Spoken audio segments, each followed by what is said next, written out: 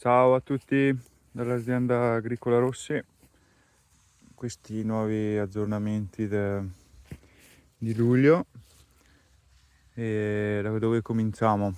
Allora, nelle ultime settimane, dopo il caldo anomalo di giugno, il tempo si è sfogato con dei bei temporali e abbiamo avuto anche la grandine 2 volte in una settimana.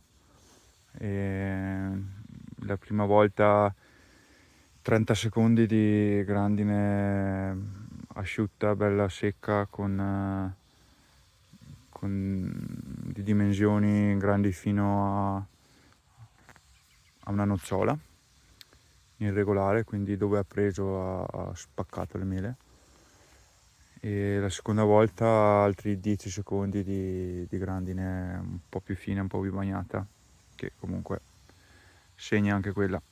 Vi faccio vedere dove si vede. Qui è dove sono arrivati i chicchi più grandi. Questi sono altri chicchi. Per fortuna adesso siamo indietro con il dirado. Il dirado vuol dire togliere le mele più piccole o più brutte, si lasciano solo quelle più belle e quindi un po' di mele baccate le togliamo.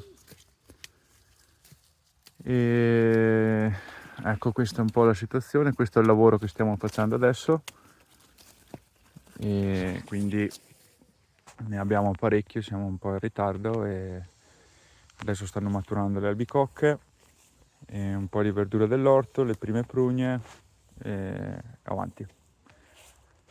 Adesso arriva un'altra piovuta che in realtà fa comodo perché stiamo piantando delle verdure per quest'inverno, quindi perfetta. A presto!